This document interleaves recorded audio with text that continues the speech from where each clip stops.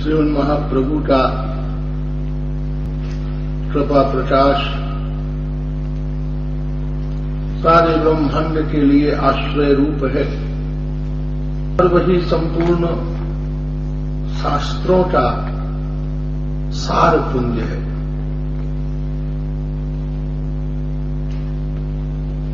श्रीमन महाप्रभु की प्रत्येक भाव भंगिमा उस सत्य से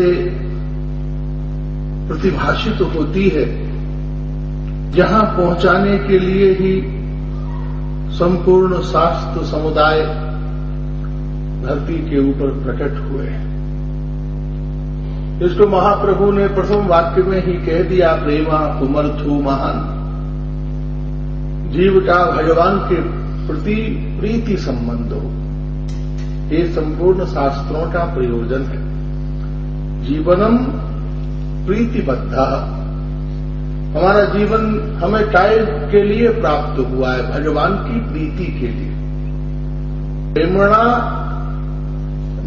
निग्रोह वृत्तया, जिसको वेद कहते हैं, निग्रोह वृत्ति जो है उसके द्वारा प्रियतम के भगवान के प्रेम का आस्वादन हो।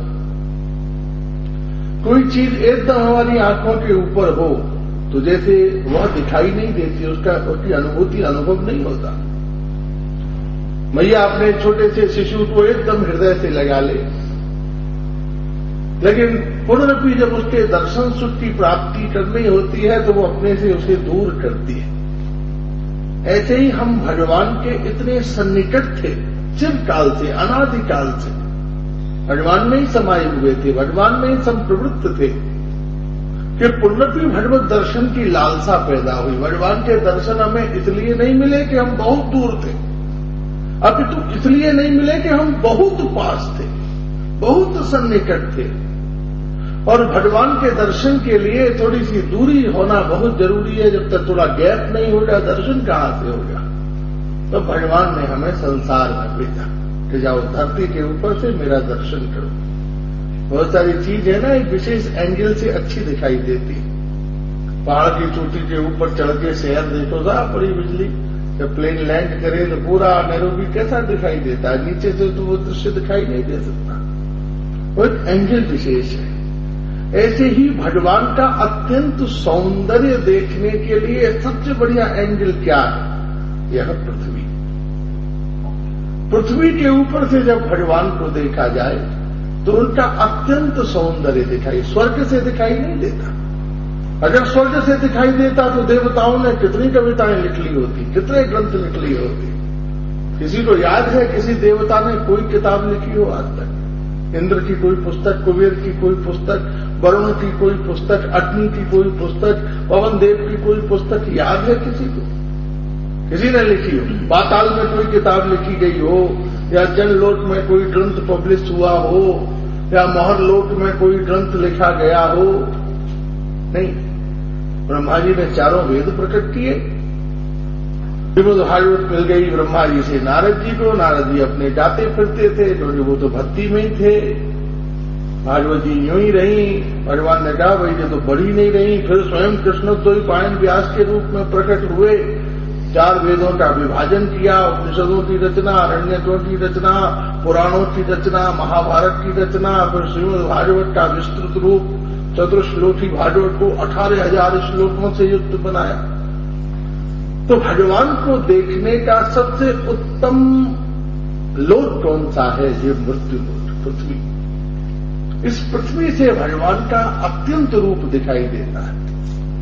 और इस रूप को जिसने देख लिया वो महाकवि बन गया। इसी स्वरूप को जिसने देख लिया, कितने कवि हैं संसार में, कविताएं लिखने वाले, लेकिन वो कभी संत नहीं हुए। कितने Byron, Scott, Keats, Longfellow, Milton, कितने प्रकार के और भारतीय कवि हुए, कितने प्रकार के कवि हैं। लेकिन जिन्होंने भगवत रचना लिखी, भगवान की रचना लिखी, उनकी रचना और वो रचना और रचनाकार दोनों ही अमर हो गए। भगवान के विषय में रचना भी आदरणीय हो गई, रचनाकार भी आदरणीय हो गए। और इस धरती पर आकर भगवान ने भी रचना करी, क्योंकि जैसा संग होता है वैसा प्रभाव रहता है। कलाकार के पास बैठकर आदमी कलाकार हो जाता है, पहलवान के पास बैठकर वो भी मसल देखना शुरू कर देता है। उसी प्रकार से धरती के ऊपर इतने महाकवियों के संग से ठाकुर जी भी कवि हो गए, गीता जैसी कविता लिख डाली, शास्त्रों श्लोक सुना दिए गीता के। ये संग का प्रभाव है। वैकुंठ में कोई गीता नहीं सुनाई भगवान ने, गोलोक में नहीं सुनाई, कारणार्णव में नहीं सुनाई, क्षीरोधी पयोधी श्वेतद्वीप में नहीं सुनाई, मृत्युलोक पे ही भगवान ने उपदेश दिया। गीता जैसा ग्रंथ कहां प्रकट हुआ? इस धरती के ऊपर, भागवत जी इस धरती के ऊपर, पुराण इस धरती के ऊपर। केवल आदि कवयः मुह्यन्ति सूरय, वेद आदि ज्ञान जो सूर्य आदि से भी अप्राप्य और गुप्त था, वो ब्रह्मा आदि को प्राप्त हुआ, उपलब्ध हुआ। इसलिए भगवान को देखने का सबसे उत्तम जो लोक है वो है ये मृत्युलोक। और मृत्युलोक में भी भगवान को देखने का जो सर्वोत्तम स्थिति है वो है ये मनुष्य शरीर। चंद्रमा को तो चिड़िया भी देखती है, उन्हें क्या फर्क पड़ता है, क्या पूर्णिमा क्या अमावस्या, थोड़ा बहुत परिवर्तन सब जानते हैं। लेकिन मनुष्य उस चंद्रमा को देखकर अत्यंत आनंद का अनुभव करता है, सूर्य को देखकर, नक्षत्रों को देखकर, प्रकृति को देखकर। उसी प्रकार से भगवान का सबसे उत्तम रूप है पृथ्वी से, और भगवान के संपूर्ण रूप के आस्वादन का मूर्तिमंत स्वरूप है यह मनुष्य शरीर। इस मनुष्य शरीर की सबसे बड़ी उपादेयता है, सबसे बड़ा पुरुषार्थ। महाप्रभु ने तो पुरुषार्थ कहकर संबोधन किया, जो पंचम पुरुषार्थ है, प्रेमा पुमर्थो महान। इस शरीर के द्वारा सबसे बड़ा पुरुषार्थ क्या है? भगवान के चरणों में प्रेम करना, क्योंकि वह प्रेम ही सबसे बड़ी बाधा है। और आदमी अपनी जिंदगी में सब कर लेता है, लेकिन क्या नहीं कर पाता? निश्चल भाव से प्रेम नहीं कर पाता। ऐसे बहुत बड़ी आंधी में से, धूल कणों में से अन्न की रक्षा करना संभव है। बहुत सारी आंधी चल रही हो और आप दाल बनाओ, भोजन बनाओ, उसमें धूल न गिरे, वो संभव है। लेकिन इस माया मेतान तरंती ते, इस माया से भरे हुए संसार में निष्काम होकर भगवान को प्रेम करना, ये मनुष्य के पुरुषार्थ की पराकाष्ठा है। एक प्रार्थना होती है, 200 कामनाएं होती है। एक फूल होता है, हजारों इच्छाएं होती है। एक अंगूठे के ऊपर चंदन का एक तिलक, इतना सा चंदन जो अंगूठे पर आ जाए, लेकिन महाराज मन में साम्राज्य की लालसा होती है। 2 चावल के बदले में पूरी पृथ्वी के खेत लेना चाहते हैं। उन कामनाओं से रहित होकर प्रेमा पुमर्थो महान, सबसे बड़ा मनुष्य के जीवन का पुरुषार्थ है निश्चल होकर, छल न हो। सबसे पहली बात तो है भगवान से छल न। हम भगवान से ही छल करते हैं। आरती उतार दी, माला चढ़ा दी, 2 बत्ती जला दी, सेब चढ़ा दिया, परिक्रमा दे दी, दंडवत प्रणाम कर दिया, फिर धीरे से अपनी पर्ची भी सरका दी। ठाकुर जी जरा ध्यान रखना जरा हमारा। भगवान बोले भाई इतना लंबा ड्रामा करने की क्या जरूरत थी, पहले ही औकात पे आ जाते अपने, 10 मिनट नष्ट किए। और हमारा इंप्रेशन इतना खराब हो गया है कि हम मंदिर में घुसे नहीं और ठाकुर सीधा खड़ा हुआ नहीं, इनसे बात करना ठीक नहीं है। जैसे कोई व्यक्ति आवे ना तो सज्जन व्यक्ति क्या करता है, कहीं किसी काम में व्यस्त हो जाता है, या सो जाता है, या और कोई काम कर लेता है। ऐसे ही ठाकुर जी भी हमारे आते ही क्या हो जाते हैं, जड़वत हो जाते हैं, पाषाणवत हो जाते हैं। जबकि भगवान का स्वरूप क्या है? चेतन। भगवान कोई जड़ है क्या? भगवान तो चेतन है। वेदों ने जड़ कहा भगवान को, उपनिषद में भगवान के जड़ स्वरूप का कहीं वर्णन हुआ? और हमारे यहां जितने मंदिर हैं सब जड़ है। तो भाई प्रश्न हुआ कि चेतन ईश्वर धरती पर आकर जड़ कैसे हो गया? किसने जड़ कर दिया? ब्रह्मणाम चेतनाम वृत्ति न जायते जड़ तत्वया। ये तो बड़े आश्चर्य की बात है।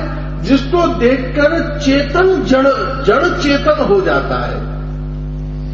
जड़त्व जो है वो चेतन को प्राप्त कर लेता है। वो जड़ को चेतन करने वाला ईश्वर धरती पर आकर स्वयं जड़ हो गया। ये तो बड़े आश्चर्य की बात है भाई। भगवान बलवान है कि मनुष्य बलवान है? भगवान ने जड़ को चेतन बनाया और हमने चेतन को जड़ बना दिया। हमने क्या किया? जो चेतन ईश्वर था, भगवान बोले भाई बड़ा खतरनाक है धरती के ऊपर जाना, इस मनुष्य रूपी जीव से मैं पार नहीं पा सकता। देवताओं को मैंने जीत लिया, सिद्ध गंधर्व विद्याधर मैंने सब जीत लिए, मनुष्य बड़ा खतरनाक है। क्यों? बोले भाई मुझे चेतन को जड़ बना देता है, अब बंद कर देता है ताले में। पहले तो कपड़े का पर्दा, फिर कांच का, फिर एक और शटर उसके ऊपर। वो बाजारों में देखो, मंदिर में जाइए, जो बाजारों में मंदिर बने होते हैं, पहरेदार भी ठाकुर जी।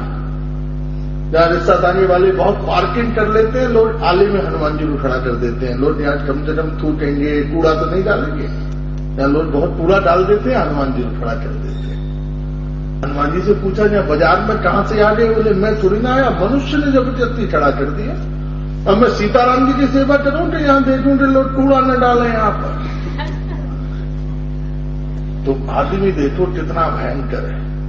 जो चेतन ईश्वर था उसको धरती के ऊपर जड़ बना दिया। तो जड़त्व की जड़, भगवान की जड़ता कहां से आ गई? हमारी कामनाओं से, लालसाओं से। हर आदमी जड़ बन जाए। घर में आते ही अगर 24 घंटे आपसे पैसा ही मांगा जाए, घर में रोती बच्चा दे पैसा दो, पत्नी दे पैसा दो, नौकर के तनख्वाह दो, सरकार के टैक्स दो, तो क्या हो जाओ? जड़ी हो जाओगे। सुनना सुनाना सब बंद कर दोगे भाई। पत्नी कहती है अजी सुनते हो? नहीं सुनता हूं। सुनने की कोई जरूरत नहीं है। मैंने कुर्ते में जेब सिलवाना ही बंद कर दिया, कोई पॉकेट नहीं, बिना पॉकेट की जेब। तो इसलिए गायते ब्रह्मणा क्या हुआ जी? पहले समय में आज से हम चले जाएं, जब श्री कृष्ण स्वयं विराजमान थे तब चेतन मंदिर होते थे, जड़ मंदिर नहीं होते थे। स्वयं देवता आकर बैठते थे। मंदिर बनाना सबसे कठिन काम। पर हमारा तो गुरुदेव कहते हैं आज के समय में बहुत सावधानी से मंदिर बनाना चाहिए, क्योंकि सबसे ज्यादा अपराध वहीं हो जाते हैं।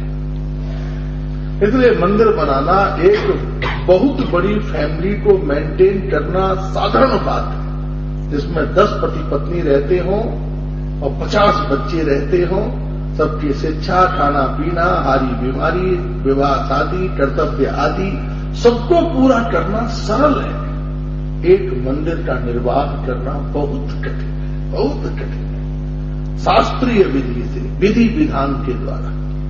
और आजकल तो देखिए कितने प्रकार मंदिर कहां बन रहे हैं, गॉड एग्जीबिशन, जितने देवी देवता, किसी ने 10,000 रुपया दूंगा, उसको भी बैठा हुआ भाई, उनके लिए भी ले आइए, उनको भी ले आइए, उनको भी ले आइए। मंदिर में दर्शन करने जाओ, ऐसा लगता है जयपुर के बाजार में आ गए क्या। और कौन कहां बैठा है उसकी भी कोई मर्यादा नहीं। ठाकुर जी नीचे और ये नए नए जो महात्मा हुए हैं वो ठाकुर जी के ऊपर। क्या नाम है उनका? इन्हें कितने तो ये वो फलाना ढिमका 25 हमको देखने को मिल जाते हैं। और विदेश में तो ज्यादा दुर्दशा है, भारत में इतनी कम है।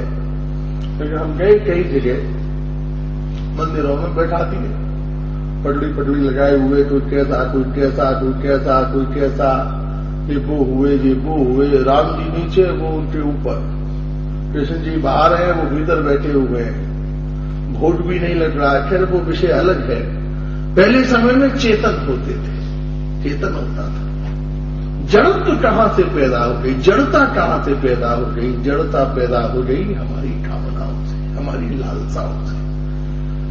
जबकि भगवान ने हमको दुर्लभ हो मानुष देह, ये मनुष्य शरीर दुर्लभ किस लिए दिया था? केवल अपने प्रेम के आस्वादन के लिए, कि जीव मेरे प्रेम का विशुद्ध आस्वादन कर सके। पर हमारी दुर्दशा कैसी हो गई कि हम केवल कामनाओं में उलझ कर रह गए। सारी पूजा, सारे यज्ञ, सारे तप, सारा जीवन अगर सारे जीवन को किसी मशीन में डाल के बटन दबा के कोई उसका इत्र निकाला जाए तो सिवाय कामनाओं के कुछ नहीं निकलेगा।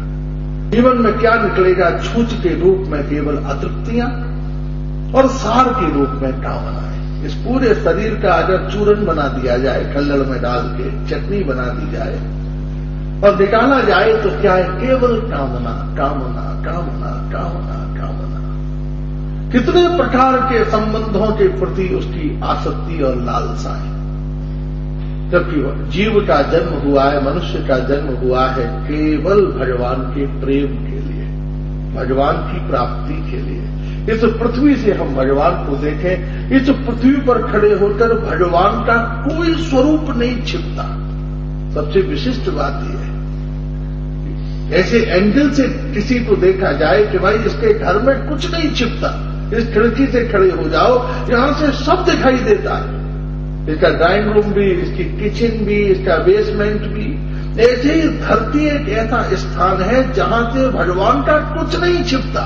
वैकुंठ भी, गोलोक भी, कारणार्णव भी, क्षीरोदीप, पयोदीप, श्वेतद्वीप, बाराह, नृसिंह, कूर्म, मत्स्य, श्री कृष्ण, श्री राम, कोई भी भगवान की संपदा, भगवान का सौंदर्य, भगवान की लीला, भगवान का शास्त्र, भगवान की उपासना, यहां से कुछ नहीं छुपता। सब भगवान का सत्व दिखाई देता है। फिर भी ब्रह्मा जी कहते हैं विडंबनम माया तरेति कालम। फिर भी कितनी प्रचंड विडंबना है कि ये जीव ईश्वर से विमुख होकर केवल माया और पदार्थों का अनुगमन करता है, अनुसरण करता है। इसलिए मनुष्य के जीवन का सबसे पहले बड़ बड़ लोट सब अनिल डाकिया, स्वभारे कोहे श्रीवास हासिया हासिया।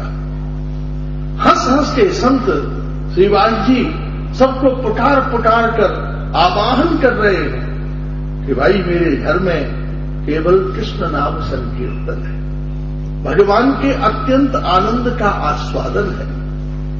लेकिन फिर भी सब संसार के जितने भी चतुर्दिक प्राणी हैं केवल निंदा, स्तुति, आक्षेप, आलोचना इसी में पड़े हुए हैं। बहुत से लोग हैं जो अनुभव न होने की वजह से भगवान को नहीं चाहते। बहुत से लोग हैं आग्रह की वजह से भगवान को नहीं, चाहना नहीं है, बस ये आग्रह इसलिए नहीं चाहते। बहुत से लोग चमत्कारों की प्रतीक्षा करते हैं कि कोई चमत्कार हमारे जीवन में हो जाए। यथार्थ सूत्र सत्य को अपने जीवन में स्वीकार नहीं करते। आज भी देखिए भीड़ लगी हुई है, कहां गुलाब का फूल उछाला, कमल का फूल बन गया। एक चमत्कार दिखा दीजिए, दुनिया पीछे दौड़ी चली जा रही है।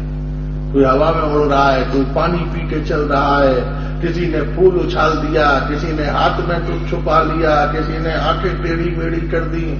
बाबा भूतनाथ, बाबा भुवनेश्वर, बाबा तिरंगा, बाबा तांत्रिकाचार्य, टीवी में एडवर्टाइजमेंट तक आ रहे हैं। दल की समस्या, व्यापार की समस्या, सिर में दर्द, दांत कमजोर, बाबा भूतनाथ से मिले। महाराज बाबा भूतनाथ खुद टेढ़े मेढ़े हो रहे हैं, उनके ऊपर 4 भूत चढ़े हुए हैं पहले से। फिर भी लोगों की भीड़ लगी हुई है, बाहर दौड़ रहे। कलिमल विकृत रूप आया। इस कलिकाल का क्या हो गया है? विकृत रूप। शास्त्र विधि मुस्प्रज्ञा। अरे शास्त्र की विधि से रहित तो हम भगवान के भी आनंद को स्वीकार न करें। इसलिए सबसे ज्यादा हमारी आस्था किसके प्रति हो? शास्त्र के प्रति। क्योंकि हमारे संपूर्ण संस्कृति के आधार कौन है? स्वयं भगवान वेद, स्वयं हमारे शास्त्र। श्री कृष्ण स्वयं आकर बैठ जाए, कौन सिद्ध करेगा कि ये श्री कृष्ण है? स्वयं श्रीमद् भागवत, स्वयं भगवत गीता, स्वयं चैतन्य चरितामृत, जिसमें भगवान के लक्षणों का वर्णन है। वो शास्त्र भगवत लक्षण से भगवत रस आस्वादन की प्रेरणा और पद्धति हमें प्रदान करते हैं। इसलिए मनुष्य के जीवन का सर्वोत्तम उत्कर्ष और विमर्श कहां पर है? जहां पर भगवान का सुमधुर सत्व है, जहां भगवान का नित्य आनंद है। श्री राधा रमन जी जाइए, राधा दामोदर, राधा श्याम सुंदर, राधा मदन मोहन, गोविंद देव जी, ये सब चेतन ईश्वर है। स्वयं गोविंद देव जी ने बलदेव विद्याभूषण पाद को गोविंद भाष्य लिखवाया। गोविंद भाष्य किसने लिखवाया? गोविंद देव जी ने। अच्छी गोपाल खीर चोरा गोपीनाथ। भगवान की भावना से हमारे जितने भी इस्कॉन के मंदिर हैं, गौड़िया मठ हैं, जितनी भी जहां भी अनन्य निष्ठा है, वहां का वातावरण, वहां की व्यवस्था, वहां का सत्व, वहां की पवित्रता, वहां का शास्त्र विधि, वहां की भगवान के प्रति भक्तों का अत्यंत समर्पण, जहां जाकर जीवंत भगवत रस के आस्वादन की आनंद वृत्ति प्राप्त होती है, उपलब्ध होती है। इसलिए परमानंद गुरुदेव कहते हैं सब जगह हमको जाना भी नहीं चाहिए, बहुत श्रुत हो, लेकिन तथापि क्या सुने, इष्ट की चर्चा सुने। सुनने का विषय क्या है, कृष्ण कथा। गाने का विषय क्या है, कृष्ण नाम। चलने का विषय क्या है, कृष्ण धाम। ग्रहण करने का विषय क्या है, कृष्ण प्रसाद। सेवा करने का विषय क्या है, श्री ठाकुर की सेवा। हमारा नख से लेकर शिख पर्यंत जितना भी सत्व स्वभाव है, अपने इष्ट से संबद्ध हो जाए। या तो आप इतने प्राउड हो कि इधर उधर प्रभावित नहीं। बोले वाले लोग हैं, इधर उधर प्रभावित हो जाते हैं छोटी छोटी बातों में, छोटी छोटी चीजों में, और प्रभावित होने पर फिर उनका पतन स्खलन हो जाता है। तब भजन, निष्ठा, साधन सब उनके क्षीर्ण हो जाते हैं। इसलिए जीवन में ऐसा श्रद्धावान लभते ज्ञानम तत्परः संयतेन्द्रियः। श्रद्धा से युक्त होकर भगवान के प्रति हमारी श्रद्धा हो, शास्त्र के प्रति हमारी श्रद्धा हो, और उन संपूर्ण जो भी भगवान की कृपा से हमें प्राप्त हो गया उसमें संतोष करके भगवान के भजन में, भगवान की निष्ठा में और भगवान के ध्यान में हम अपने जीवन को व्यतीत करें। अन्यथा कामनाएं पीछा छोड़ने वाली नहीं है। कामना तो हमारी छाया के समान है। अपनी छाया को पकड़ने के लिए पृथ्वी के एक कोने से दूसरे कोने तक दौड़ते चले जाओ, फिर भी कोई अपनी छाया नहीं पकड़ सकता। अरे भाई, कोई ऐसा उपाय है कि यह कामनाएं स्वामिनी हो गई हैं और हम दास हो गए हैं? ऐसा कोई उपाय है हम स्वामी हो जाए और ये दास हो जाए? बोले आप एक काम करो कि आप श्री कृष्ण की ओर चलो, श्री कृष्ण को प्रेम करो, श्री कृष्ण के चरणों में अनुराग करो। ये संपूर्ण कामना, लालसा, वासनाएं, ये सब आपके चरणों की दासी हो जाएगी। इसलिए जीवन की सबसे उत्तम बात है कोरे प्रेम कोरे भाव कृष्णेर स्वरूप। हमारा भाव किसके प्रति हो? श्री कृष्ण के प्रति। और प्रेम का एकमात्र केंद्र श्री कृष्ण है। प्रेम शुरू कहीं से भी हो जाए, प्रेमा पुमर्थो महा। आप प्रैक्टिस कर लो। पहले गांव में पंडित जी सारे गांव पौधा नहीं था, बाजा सिखाते थे तो लकड़ी के पट्टे के ऊपर स्वर लिख देते थे, सारे गामा पौधा नीचा। और नहीं तो हमारा गांव वाले को पहले दिन बाजा दे दो तो खेच के अस्थि पंजर तोड़ दे जाओ, उसके पर्दा फाड़ दिया उसने कि ये स्वर निकल कहां से रहा है। पहले तो देखो कलाकार इसके भीतर छिपा हुआ है। पर्दा फाड़ दिया, सबरे सूत्र निकाल दिए, महाराज बाजे का अस्थि पंजर। बोले गुरु जी समझ में नहीं आया, वो बोलने वाला कहां छिपा हुआ है, मैं उसे ही ढूंढ रहा था। बाजे में बोलने वाला कहीं नहीं है, बाजे में बोलने वाला तो कलाकार है। कलाकार का ध्यान है, उसकी कला है। क्या बोलती है? बाजा थोड़ी ना बोलता है। अगर बाजा बोलता तो हम सब एक एक बाजा बजा लेते। ये तो बाजा बजाने वाले कितना प्रैक्टिस करते हैं। अब 4 बजे अरे भाई हम उठे अपने कमरा में जो बाजे का अभ्यास हो रहा है 4 बजे। सितार में संगीत नहीं होता, बाजे में संगीत नहीं होता, तबले में संगीत नहीं होता। कला होती है हाथ में, और किसी चीज में कला नहीं होती। कला हाथ में होती है। अभी कला पीली की टाकी, हथौड़ी, बुरोस, मट्टी, रंग, टेबल, स्टूल सब चुरा चुरू के ले जाओ, लेकिन क्या कोई मूर्ति बना लेगा? क्योंकि जो वह सब पदार्थ हैं, कला क्या है? हाथ की चुटकी में। आप एक गोल पूरी नहीं सेक सकते। रसोई में भेज दिया जाए कि आटे की एक पूरी सेक लो तो भारतवर्ष का नक्शा बना दोगे। पाकिस्तान न्यों गया और राजस्थान न्यों गया। और वो जब बनाते हैं तो सीधी नाक, सीधी आंख। ये कला है। हर बात की एक कला है, हर बात का एक स्वरूप है, हर बात का एक सत्व है। तो गुरु जी पहले लकड़ी के पट्टे पे लिख देते थे सारे गामा पाधा नीसा, और विद्यार्थियों को लकड़ी के पट्टे दे देते थे। वो घर में ले जाके पट्टे के ऊपर उंगली फिराते थे, सारे गामा पाधा नीसा, सारे गामा पाधा नीसा। उसी प्रकार से ये जितना भी लोट व्यवहार है, ये है क्या? कृष्णाश्रय कारण कारणम च। ये जितना भी सबसे अच्छा बोलो, मीठा बोलो, सेवा करो, निष्कपट रहो, आदर करो, ये सब अच्छे अच्छे व्यवहार इकट्ठे होकर हमको क्या तैयारी करनी है? बोले श्री कृष्ण की सेवा करनी है। वो सारी करुणा श्री कृष्ण के प्रति इकट्ठी हो, वो सारी उपासना, वो सारा त्याग, वो सारा अनुराग, वो सारा आकर्षण, प्रेम कहीं से शुरू हो, स्त्री से शुरू हो, पुरुष से शुरू हो, घर से शुरू हो, व्यापार से शुरू हो, पुत्र पौत्र पत्नी से, मित्र से, कहीं से भी शुरू हो, लेकिन सावधान, प्रेम कहीं से भी शुरू हो लेकिन वहां खत्म न हो। खत्म केवल राधा गोविंद के चरणों में। गंगा जी शुरू होती हैं हिमालय से, जैसे समुद्र में विजय प्राप्त करती हैं, ऐसे ही विद्या बधु जीवनम, हमारी विद्या, विद्या सकल गुण पुंज सारा। विद्या क्या है? संपूर्ण गुणों का सार सिंधु है, अर्थात उसके संपूर्ण गुण सार सत्व का समापन कहाँ हो? हमारे इष्ट देव भगवान श्री राधा गोविंद के चरणों में। अगर दुनिया में वो प्रेम वही की वही समाप्त हो गया तो मिट जाएगा, नष्ट हो। जिससे तुम प्रेम करते हो वो और तुम दोनों ही नष्ट हो जाओगे। प्रेमी और प्रेमास्पद दोनों नष्ट हो गया। लेकिन अगर श्री कृष्ण के चरणों में हमारा अनुराग हुआ, प्रेम हुआ, तो प्रेमी और प्रेमास्पद दोनों ही अमर हो जाएंगे। मीरा और श्री कृष्ण कोई मिटा सकता है, तुलसीदास और श्री राम कोई मिटा सकता है, हरिदास और महाप्रभु कोई मिटा सकता है, कोई उन्हें मिटाने में समर्थ नहीं हो सकता।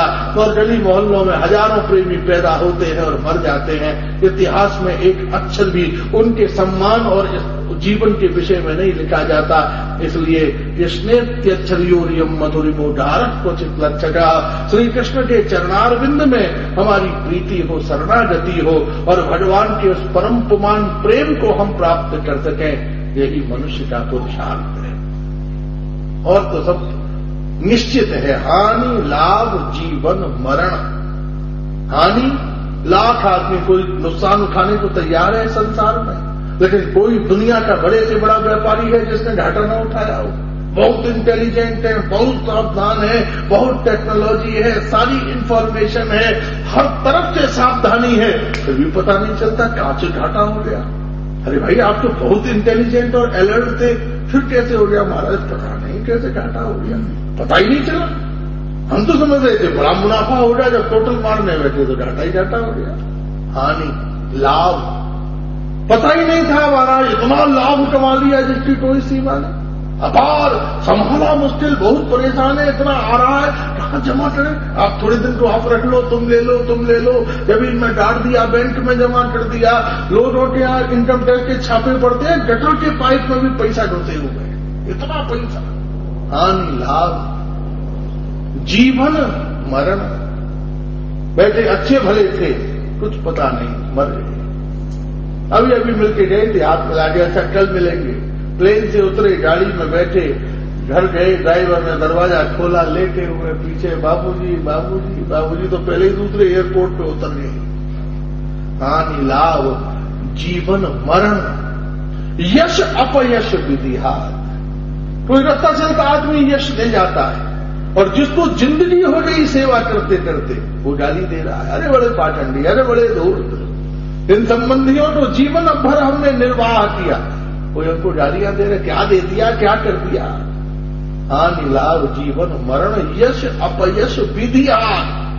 भगवान ने कहा ये 6 चीजें मेरे कंट्रोल में, हानि लाभ जीवन और मरण। बोले महाराज हमारे कंट्रोल में क्या है? बोले प्रेमा पुमर्थो महान।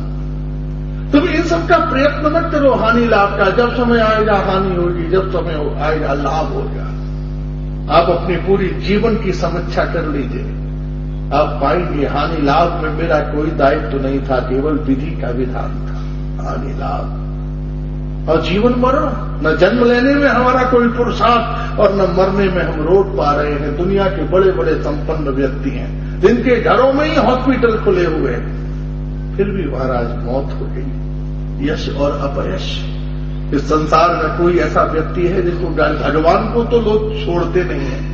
राष्ट्रपति हो, कोई प्रधानमंत्री हो, कोई मिनिस्टर हो, कोई ठिकाना है। कितनी गालियां पड़ती हैं। जितना बड़ा आदमी उतनी बड़ी बदनामी।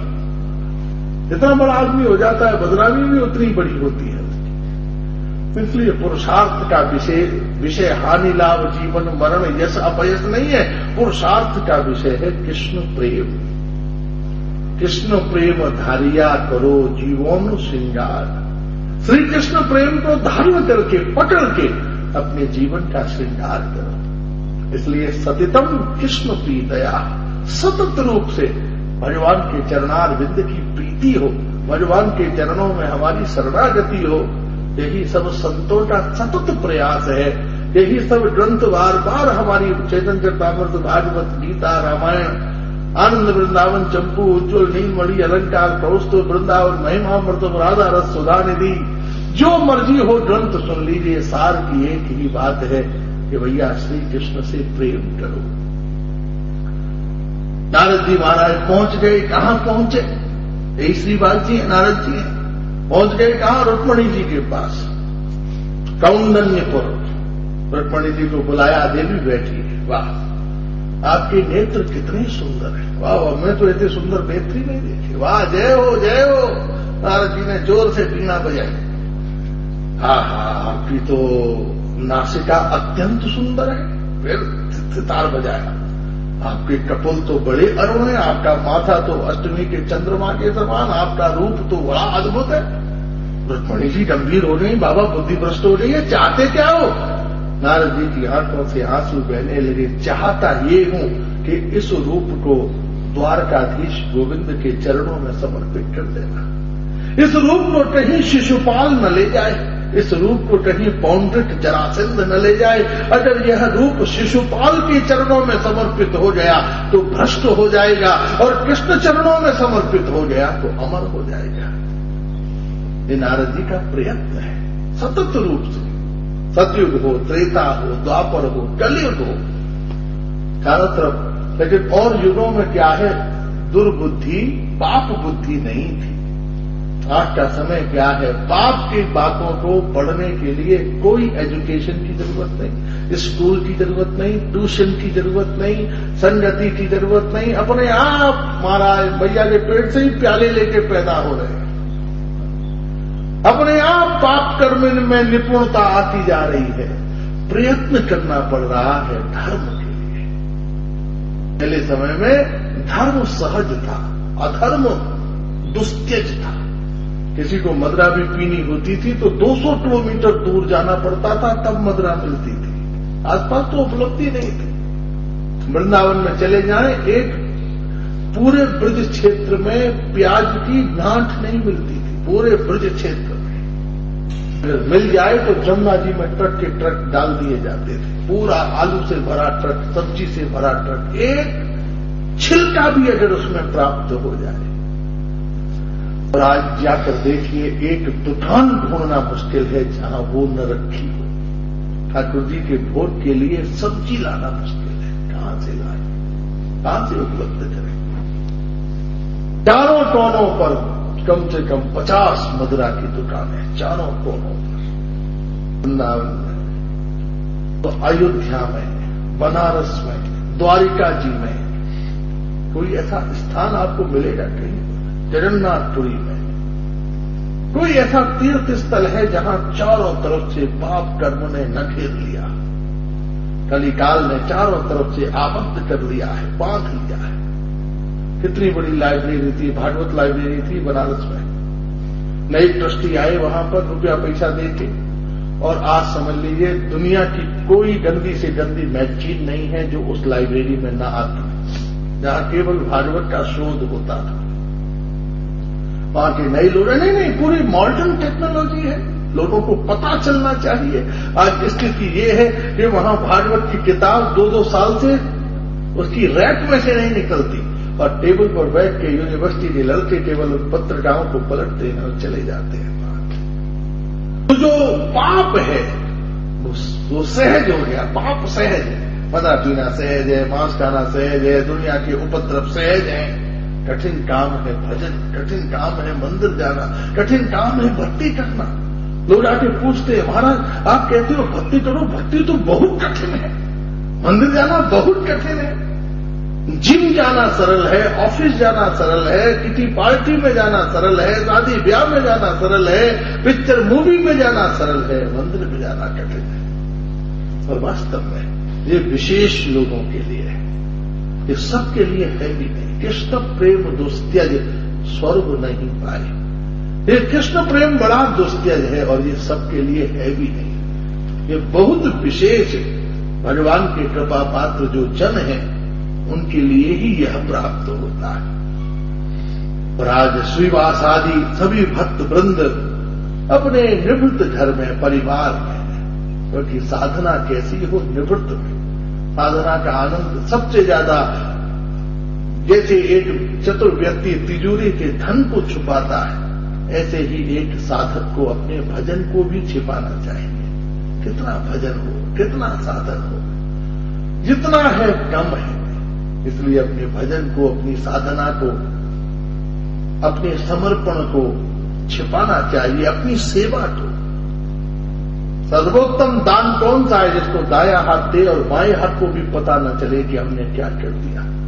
भजन कौन सा है? जो हमें भी याद नहीं रहे हमने कितना कर दिया। हमेशा यही भाव रहे, अरे मैं आज कुछ भजन न कर सका। कायेन वाचा मनसेन्द्रियेण वा बुद्ध्यात्मना वा प्रकृतेर स्वभावात् करोति यत् सकल परस्मै नारायणायेति समर्पयेत्। यही तो भागवत धर्म है। काया से, वाचा से, मन से, इंद्रियों से, बुद्धि से जो भी हो रहा है सब भगवान के चरणों में समर्पित हो जाए। महाराज हम कर्तापने के भाव में न रहें। हमारे पास जो भी हो निमित्त हो, करने वाले कौन है? श्री कृष्ण है। ऐसे मन में धारणा हो, भाव हो। श्रीवास जी के यहां श्रीमन महाप्रभु अत्यंत आनंद में समुदित समुपस्थित होकर जीव मात्र के ऊपर दया करते हुए अपने प्रेमामृत की मंडल धारा का प्रवाह करते हुए नाम परायण हो रहे हैं। महाप्रभु ने आज्ञा कर दी है, भाई द्वार बंद कर दो। मैं किसी यह गोपन प्रेम रस है, इसके सब पात्र नहीं है। नाम संकीर्तन का सब आनंद नहीं ले सकते। कीर्तनिया परिश्रम जाने को आ रहा है, सब मस्ती में बैठे हैं। 4 जने नाम संकीर्तन हो रहा है, पीछे 5वां व्यक्ति ऐसा आया सोया पड़ रहा है। रात कीर्तन का अपराध है। इसलिए ऐसे हो सब मस्ती में, एक से एक बढ़कर मस्ती में। एक जना मृदंग बजाए, एक बाजा बजाए, एक करताल बजाए, एक ताली बजाए, एक उसमें उत्साहवर्धन जैसा आगे वाला बोले उससे भी जोर का स्वर निकले। मुख्य जो कीर्तनकार है बोल रहा है उच्च स्वर, श्री राधे श्री राधे। आप पीछे पीछे बैठे बैठे राधे राधे राधे, उच्च स्वर से। वाणी विलास कीर्तन सत्संगीता। संत जन कहते हैं, शास्त्र का सूत्र है कि उससे भी उच्च स्वर, जिससे हमने सुना उससे भी उच्च स्वर में उसका प्रत्युत्तर दिया जाए, तब वह कीर्तन का स्वरूप है, आनंद है, आस्वादन है, जिसमें खिन्नता न हो, जिसमें आलस्य न हो। आलस्यवान व्यक्ति कीर्तन और सेवा नहीं कर सकता। आलस्य न हो, लास्य हो, कीर्तन।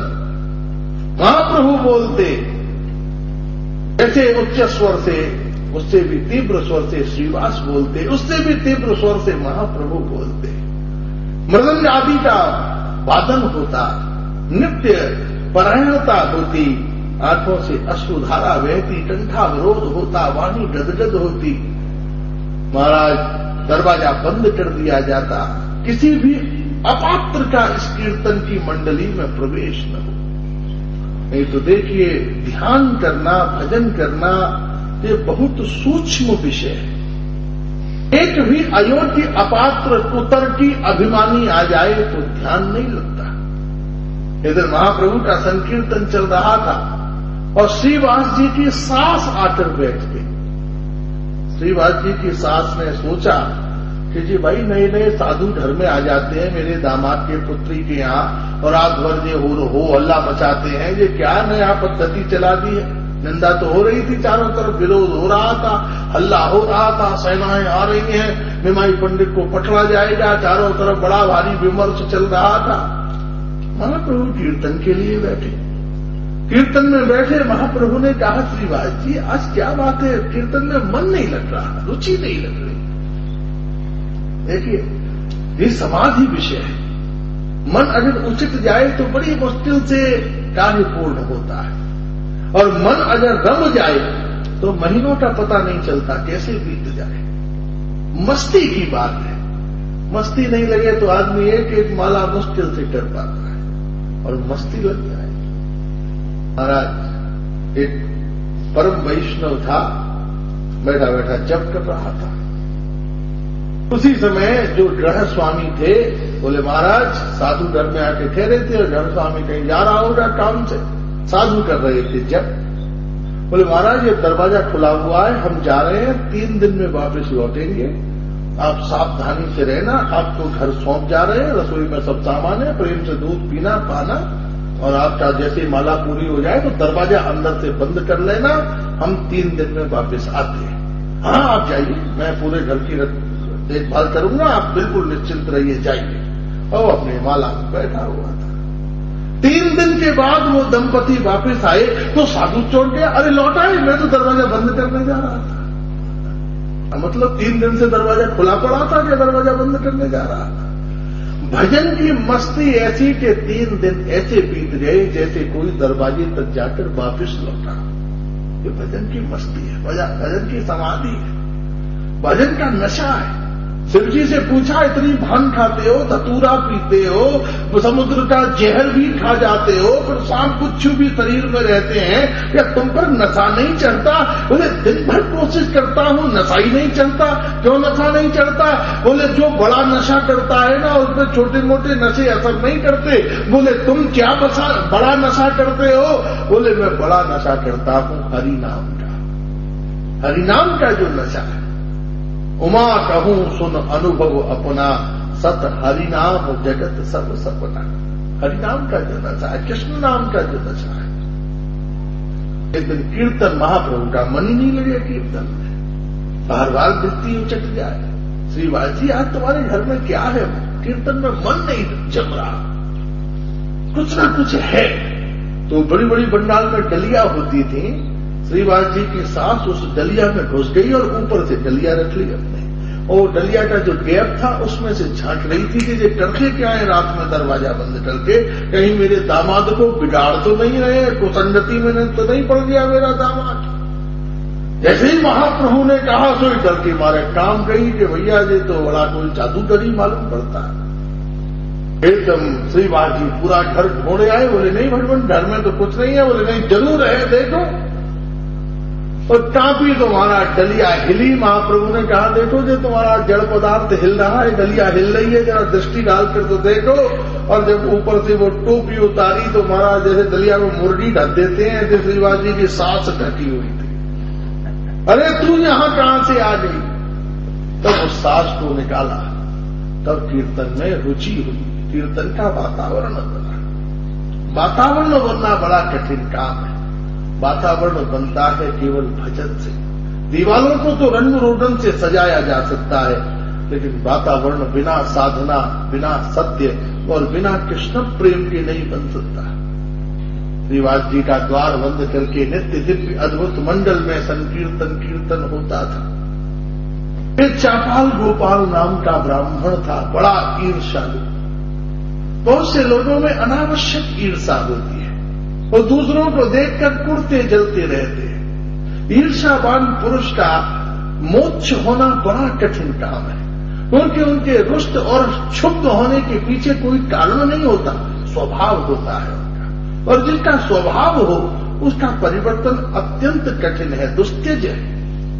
ये चापाल गोपाल मदरा और मांस और देवी पूजा की सामग्री ले आते और श्रीवास जी की घर के दरवाजे पर रख आते, और फिर घर घर जाके लोगों को बुलाकर लाते कि देखो जी रात रात भर भूत सिद्ध करते हैं, काली पूजा करते हैं, मदरा मांस पीकर नाचते हैं। लोग बाग श्रीवास जी और संकीर्तन की आलोचना करते हैं। 7 दिन के अंदर ही उस चापाल गोपाल के शरीर में टोड़ व्याप्त हो गया।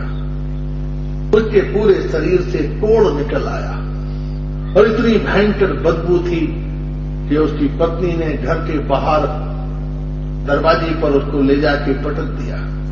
मोहल्ले वालों ने उसे दरवाजे से मोहल्ले से उठाकर गंगा के तट पर डाल दिया। फिर भी उसका अभिमान नहीं मिटा, आग्रह नहीं मिटा। महाप्रभु जब गंगा स्नान करने के लिए जाते तो महाप्रभु को देखकर बोलता, निमाई, मैंने सुना है तुमने रोग ठीक करने की शक्ति है, मेरा रोग ठीक करके दिखाओ तो मैं देखूं तुम्हारे अंदर शक्ति है। महाप्रभु कहते, मुझे कोई तुम्हें परीक्षा देने की जरूरत नहीं है कि शक्ति है या नहीं है, लेकिन तेरे नाम संकीर्तन का अपराध किया है, इसलिए तुझे तो मैं कोटि जन्म तक कोढ़ के कीड़ों से कटवाऊंगा, कोटि कोटि जन्म तक तुझे कोढ़ के कीड़े काटेंगे। महाप्रभु उपेक्षा करके चले आते। ये गंगा के तट पर पड़ा रहता। बदबू और कोढ़ की पीड़ा से इसको असह्य वेदना हो रही थी, लेकिन फिर भी इसका अभिमान और इसका आग्रह नहीं मिट रहा था। तो नवद्वीप से पहुंच गया काशी, बाबा भोलेनाथ विश्वनाथ के पास, और भोलेनाथ की सिद्धि के ऊपर पड़ गया।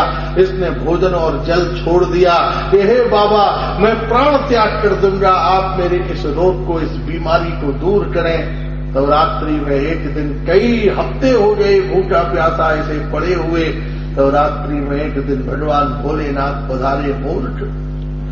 श्री कृष्ण का अपमान और श्री कृष्ण का जो प्रिय धन है नाम संकीर्तन, उसका तिरस्कार करके ब्रह्मांड में कौन सा द्वार है जो तेरी रक्षा कर सके, जो तेरी सहायता कर सके। ब्रह्मांड में कोई नहीं है जो तुझे बचा सकता है, जा तू महाप्रभु की शरण में ही जा। और अब से 5 वर्ष बाद जब महाप्रभु ने संन्यास लिया और महाराज ये चापाल गोपाल महाप्रभु के चरणों में शरणागत हुआ, आंखों से अश्रुधारा बहती थी। हे गौर हरि, मुझ जैसे पतित जीव के ऊपर कृपा करो, वैष्णवों पर कृपा की, ब्राह्मणों पर कृपा की, सत्पात्रों पर कृपा की, साधन और भजन परायणों पर कृपा की। तो तुम्हारी क्या विशेषता है? तुम्हारी विशेषता तो तब है जब मुझ जैसा पतित, मुझ जैसा पामर, मुझ जैसा अपवित्र जीव भी आपकी कृपा से कृष्ण नामामृत, प्रेमामृत का पात्र बन सके, उसका सेवन कर सके। वैष्णवों ने प्रार्थना की, भगवान इस अवतार का प्रयोजन ही है कि इस जैसे दुर्दांत दुष्ट जो हैं उनके प्रति भी आपकी कृपा हो। देखिए, जो विषयों में पड़े हुए हैं वो इतने अपराधी नहीं है, लेकिन जानते हुए भी जो नाम संकीर्तन, वैष्णवता और भक्ति का खंडन करते हैं, उनके अपराध को कौन दूर कर सकता है? जिन्होंने अभी भक्ति को, संत को, कृष्ण प्रेम को जाना नहीं, वो मदिरा मांस आदि में पड़े हुए हैं। ये उनके जन्म जन्मांतरों का अज्ञान है, लेकिन जानते हुए भी, समझते हुए भी, बिना अनुभव किए ईर्षा पसाद नाम संकीर्तन, संत, ग्रंथ और भगवान की जो निंदा करे, उसको तो महाराज 28 प्रकार के नरक भी उसका शोधन नहीं कर सकते। लेकिन महाप्रभु, आप तो स्वयं राधा कांत हो, इसलिए कृपा पूर्वक इस दुर्दांत अपराधी को भी इसके पाप से मुक्त करो। और महाप्रभु ने दोनों भुजाएं फैलाकर, आओ हमें तुम्हें दे कृष्ण प्रेम प्रसाद। और महाप्रभु ने दौड़कर इस चापाल गोपाल को अपने हृदय से लगा लिया। कोढ़ से चुचाता हुआ शरीर, चिड़िया और चेंटी और कीड़े भी इसके शरीर के पास नहीं आते थे। ऐसे भीषण बदबू और रोग से भरे शरीर को महाप्रभु ने जब अपने हृदय से लगाया तो महाराज, महाप्रभु के स्वर्णिम अंग स्पर्श से इसके कोढ़ का चुचाता हुआ शरीर परम सुंदर और स्वस्थ हो गया। इसकी आंखों से अविकल अश्रुधारा बहने लगी और गौर हरि, हरि बोल कहकर ये महाप्रभु के चरणों में शरणागत हो गया। इसलिए जीवन में बार बार शास्त्र कहते हैं, भैया हमारे द्वारा कोई भी अपराध हो या न हो, हमारे द्वारा पुण्य हो या न हो, लेकिन किसी भी प्रकार का अपराध नहीं होना चाहिए। नित्य भाव से महाप्रभु की मंगल धारा का प्रवाह होता। एक दिन श्रीवास जी भगवान की अर्चना कर रहे थे, दरवाजा बंद था और श्रीवास जी के इष्ट देव कौन थे? नृसिंह भगवान। चतुर्भुज भगवान नृसिंह का को पूजन किया करते थे। अपूर्व भाव से जैसे ही श्रीवास जी ने नृसिंह स्वरूप का ध्यान किया, जैसे ही ध्यान किया, भगवान तो प्रतीक्षा में ही रहते हैं कि भक्त मुझे बुलाए। ठाकुर जी तो बिल्कुल तैयार, 24 घंटे सजे ठाकुर जी क्यों रहते हैं? कैसा भी बड़ा आदमी हो भाई, घर आके टाई सूट उतारे, थोड़ा सरल कपड़ा पहने और आराम करे, लेकिन नारायण कभी कपड़ा नहीं बदलते। 24 घंटे पीताम्बर शंख चक्र गदा पद्म, आप पूर्ण रूप से तैयार। बोले ठाकुर आप इतने तैयार क्यों रहते हो? बोले पता थोड़ी ना, कब द्रौपदी पुकार ले, कब हाथी पुकार ले, कब भक्त पुकार ले, और भक्त पुकारे और एक क्षण भी विलंब हो, ये मेरे लिए उचित नहीं है। इसलिए मैं तैयार रहता हूं। भक्त ने पुकारा नहीं और मैं दौड़ा नहीं। श्रीवास जी ने एकदम जैसे ही आवाहन किया, उसी समय ठाकुर दौड़े, दरवाजे के ऊपर एक जोर से लात मारी और लात मार के दरवाजा खोलकर महाप्रभु कूदकर जो निषंग आसन था उस निषंग आसन के ऊपर आकर बैठ गए। श्रीवास, लो तुम्हारे पुकारने से मैं आ गया हूं। और उसी समय श्रीवास जी ने दर्शन किया कि नीचे का हिस्सा तो मनुष्य के समान था और ऊपर का हिस्सा निषंग के समान शंख चक्र गदा पद्म धारण किए हुए चतुर्भुज श्रीमन महाप्रभु बैठे हुए थे। एकदम श्रीवास जी ने पूरे घर के साथ श्रीमन महाप्रभु की अर्चना की, पूजा की, अत्यंत भाव से महाप्रभु के चरणों में प्रणाम किया। महाप्रभु ने कहा, श्रीवास मैं भक्ति प्रदान करने के लिए ही इस धरती पर आया हूं। संपूर्ण जीवों के हृदय में प्रेम दान करना ही मेरा सत्व है। मैं उस सत्व से हूं जिसको चाहूं वो दुर्लभ प्रेम दान प्रदान कर दूं। अच्छा बुलाओ, तुम अपनी भतीजी को बुलाओ। श्रीवास जी की 4 वर्ष की भतीजी थी और जैसे ही वो भतीजी आई, महाप्रभु ने जा मैं तुझे कृष्ण प्रेम प्रदान करता हूं। जैसे ही महाप्रभु ने कहा कृष्ण प्रेम प्रदान करता हूं, वो 4 वर्ष की भतीजी की आंखों से अविकल अश्रुधारा बहने लगी और शरीर में जमीन पर लोटपोट होती हुई हे कृष्ण, हे माधव, हे श्याम सुंदर, हे मदन मोहन कहकर वह रुदन करने लगी, नाचने लगी। और तब महाप्रभु ने उसके भाव का गोपन किया। हे श्रीवास जी, इस धरती पर मेरे आने का एक ही प्रयोजन है, सब जीवों के हृदय में प्रेम का दान करना, सबके हृदय से कठोरता निकालकर कृष्ण प्रेम को प्रदान कर देना। श्रीवास जी अत्यंत आनंद में समुपस्थित होकर महाप्रभु की अर्चना, वंदना और दर्शन करते हुए कृतकृत्य धन्य धन्य हो गए। ये महाप्रभु का ऐश्वर्य स्वरूप है। निसंग रूप से उन्होंने केवल प्रहलाद पर ही कृपा नहीं की। जनिता प्रहलाद ज्ञानेन, भक्तों ने कहा भाई नृसिंह भगवान तो प्रहलाद के बुलाने से ही आ सकते हैं, लेकिन भगवान ने कहा नहीं, कलिकाल में भी अगर भक्त मुझे पुकारे तो मैं आ सकता हूं। तो आप पर त्रेता और सतयुग की ही बात नहीं है। मनुष्य की वृत्ति स्वच्छ हो, उसका हृदय स्वच्छ हो, उसकी बुद्धि निर्मल हो, उसके द्वारा संपूर्ण, जैसे गोपियों ने संपूर्ण इंद्रियों से भगवत प्रेम का आस्वादन किया, ऐसे ही हमारी संपूर्ण इंद्रियों के विषय कृष्ण हो जाए। भगवान उस निर्मल बुद्धि से, निर्मल मन से सहज रूप से प्राप्त हो जाते हैं, उपलब्ध हो जाते हैं। और भगवान नृसिंहदेव जिनको हम कैसे प्रेम करें? कामी है नारी प्यारी जिम, लोभी प्रिय जिमिदा। प्रहलाद जी ने भगवान से यही वरदान मांगा, कामी नाम कामिनीषु या रति साधु में प्रदीयता।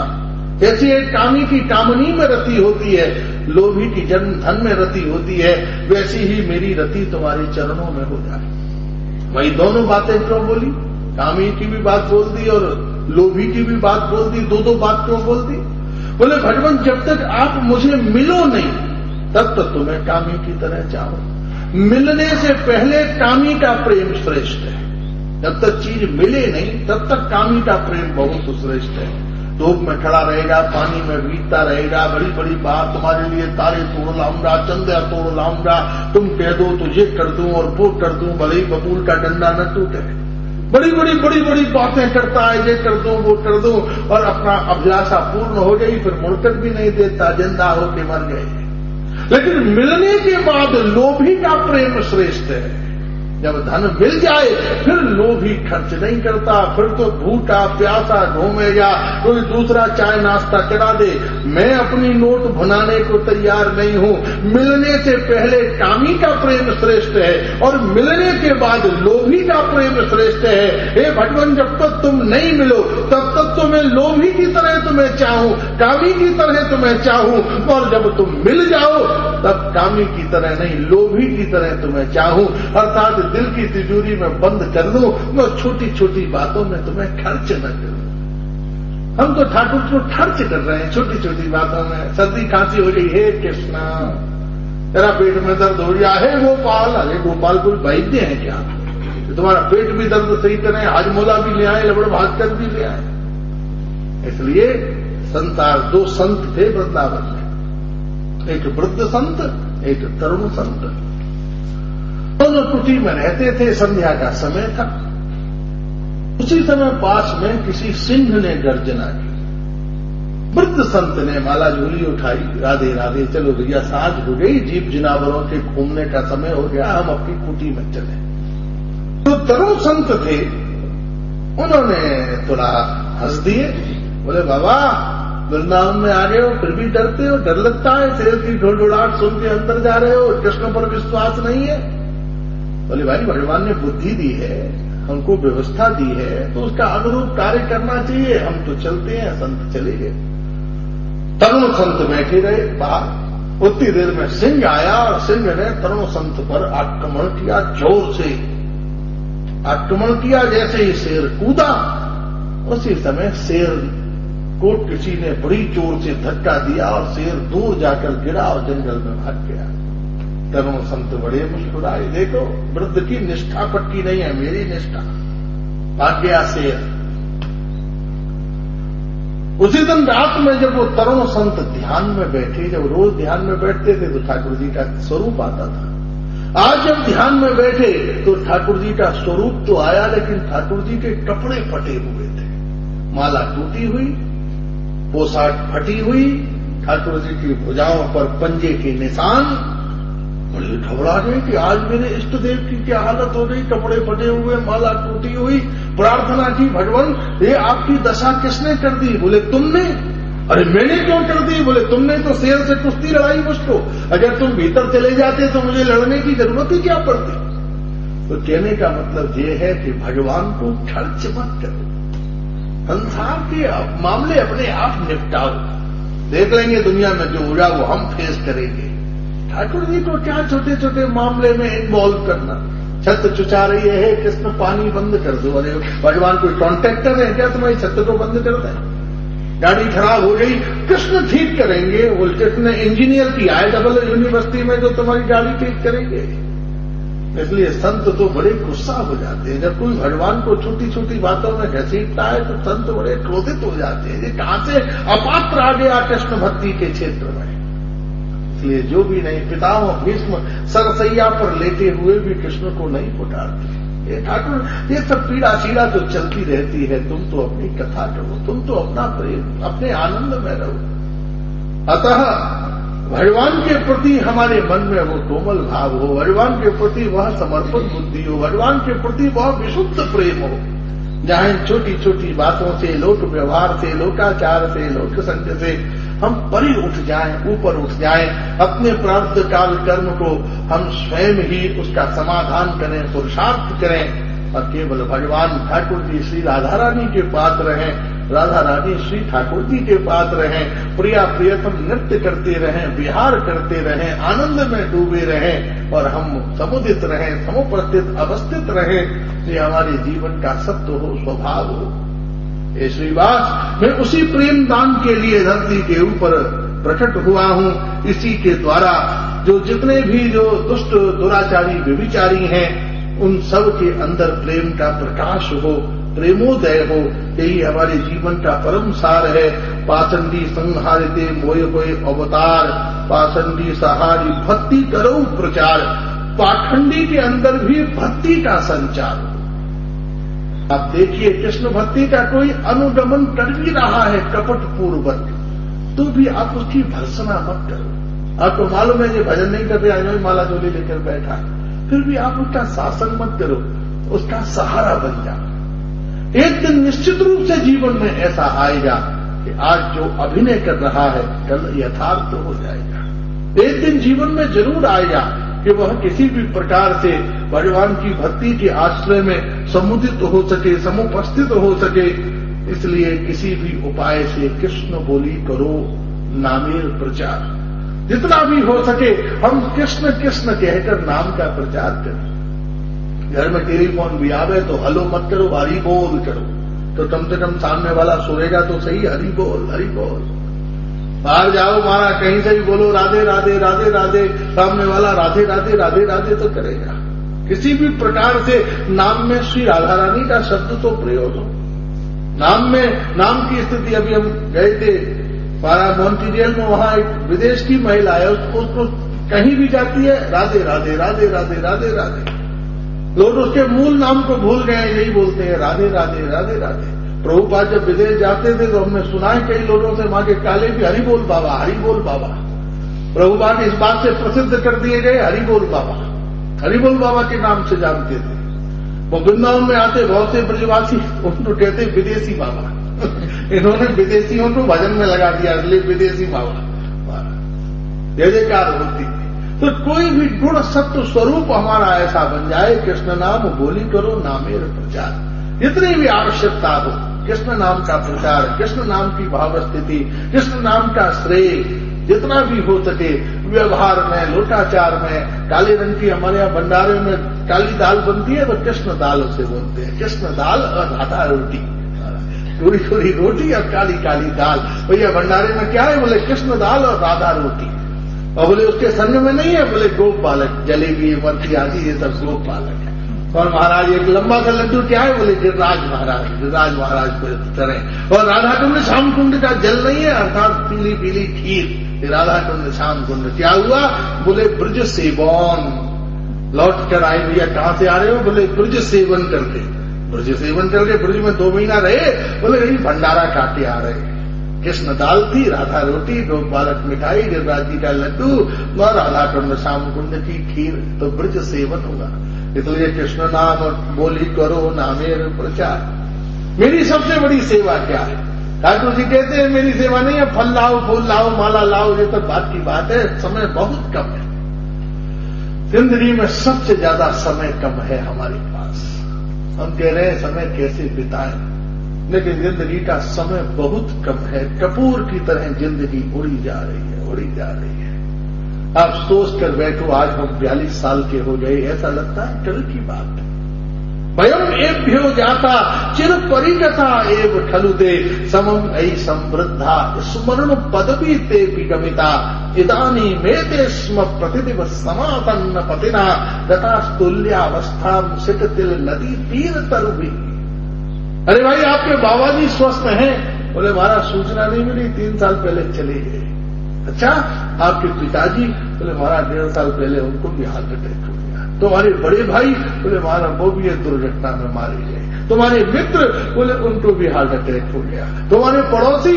उनको भी ब्रेन हेमरेज हो गया। बाबा चले गए, पिता चले गए, भाई चले गए, मित्र चले गए, पड़ोसी चले गए, सब वयस्क चले गए। फिर भी पित्वा मोह महिम प्रमाद मदराम उन्मत्त भूतम जगत, मोह और प्रमाद की मदरा पीकर हम कैसे निर्लज्जों की तरह कृष्ण भजन के बिना जीवन बिताए जा रहे हैं। इसलिए समझ लीजिए बस सामने आकर मृत्यु खड़ी इंतजार कर रही है, कहां दबोच लेगी कोई ठिकाना थोड़ी ना है। आज के समय में आदमी घर से बाहर जाकर घर लौट आए तो नारायण की बड़ी कृपा है। इतना ट्रैफिक, इतना भीड़ भड़का, इतना दुनिया भर का मौत के साधन कितने पड़ गए। पहले मृत्यु के बाद ये जितने भी आविष्कार हो रहे हैं ना, सब मौत के आविष्कार। मौत बड़ी आसान हो गई है। यमराज ने भैंसा छोड़ दिया है, वो भी अब मर्सिडीज में चलते हैं।